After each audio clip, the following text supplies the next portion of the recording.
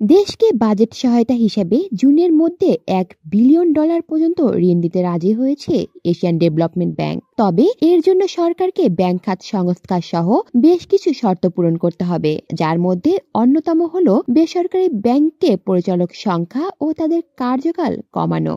সোমবার এডিবির দক্ষিণ এশিয়া অঞ্চলের মহাপরিচালক টাকিও কোনিশির নেতৃত্বে একটি প্রতিনিধি দল ঢাকায় অর্থ উপদেষ্টা ডক্টর সালেউদ্দিন আহমেদের সঙ্গে বৈঠক করে। তথ্য মন্ত্রণালয়ের সংশ্লিষ্ট কর্মকর্তারা জানান, বৈঠকে এডিবি প্রতিনিধি দল বলেছে তারা নীতি নির্ভর কর্মসূচির জন্য স্বল্প সুদে তহবিল সরবরাহ করতে পারবে এবং এই অর্থ জুনের মধ্যেই পাওয়া যেতে পারে। অর্থ উপদেষ্টা সালেউদ্দিন আহমেদ বলেন, এই ঋণ অন্তর্বর্তী সরকারকে বিভিন্ন নীতি বাস্তবায়নে সহায়তা করবে, কিন্তু আন্তর্জাতিক উন্নয়ন সহযোগীদের কাছে থেকে ঋণ পাওয়া সহজ হয় না। তাদের অনেক শর্ত থাকে। আমরা সেই ঋণই নিব যেখানে সুদ কম থাকবে। ব্যাংক খাত সংস্কারের জন্য এডিবি $500 মিলিয়ন পর্যন্ত ঋণ দিতে পারে। তবে এই সংস্কারের জন্য 2013 সাল থেকে 2023 সালের মধ্যে করা ব্যাংক কোম্পানির আইনের বিভিন্ন সংশোধনী বাতিল করতে হবে, যেগুলো আওয়ামী লীগ সংশ্লিষ্ট ব্যাংক মালিকদের চাপে তৈরি করা হয়েছিল। বর্তমানে একটি বেসরকারি ব্যাংকের পরিচালনা পরিষদের জন্য সর্বোচ্চ 20 জন পরিচালক থাকতে পারেন এবং তাদের মধ্যে একই পরিবারে হতে পারেন 3 জন পর্যন্ত। পরিচালকদের সর্বোচ্চ 12 বছর বোর্ড সদস্য হিসেবে থাকার সুযোগ রয়েছে।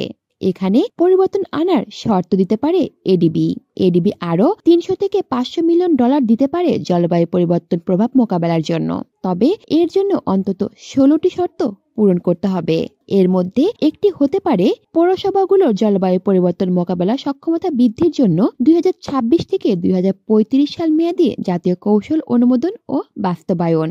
এছাড়া 2025 থেকে 2041 মেয়াদী পরিবহন মাস্টার প্ল্যান বাস্তবায়ন করতে হবে। এই পরিকল্পনায় এমআরটি, উন্নত বাস সার্ভিস এবং অন্যান্য পরিবহন সুবিধার উন্নয়নের মাধ্যমে বায়ু দূষণ কমানোর উদ্যোগ নেওয়া হবে। আরেকটি শর্ত হতে পারে দুর্যোগ ও জলবায়ু ঝুঁকি তথ্য প্ল্যাটফর্ম চালু করা, যার মাধ্যমে 500 উপজেলার মধ্যে অন্তত 250টিকে সংযুক্ত করা যাবে।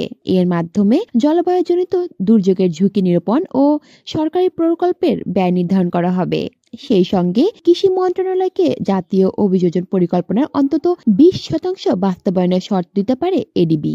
এর মাধ্যমে কৃষিক্ষেত্রে জলবায়ু সহনশীলতা বৃদ্ধির পাশাপাশি কৃষকদের উন্নত কৃষি পরামর্শ সেবা দেওয়া হবে। এছাড়া কৃত্রিম বুদ্ধিমত্তার মাধ্যমে কৃষকদের জন্য আগাম সতর্কীকরণ ব্যবস্থা ও জলবায়ু সহনশীল কৃষি বাজার গড়ে তোলার উদ্যোগ নিতে হবে। শর্তের মধ্যে আরও থাকতে পারে স্থানীয় সরকার মন্ত্রণালয়কে 2025 সালের জাতীয় নগর উন্নয়ন উন্নতি অনুমোদন ও বাস্তবায়ন করতে হবে। এর আওতায় পরিবেশ বান্ধব বর্জ্য ব্যবস্থাপনা, নগর জলাভূমি সংরক্ষণ ও স্থানীয় পর্যায়ে জলবায়ু অভিযান কার্যক্রম করতে হবে। কলি শিকদার, বাংলা নিউজ নেটওয়ার্ক।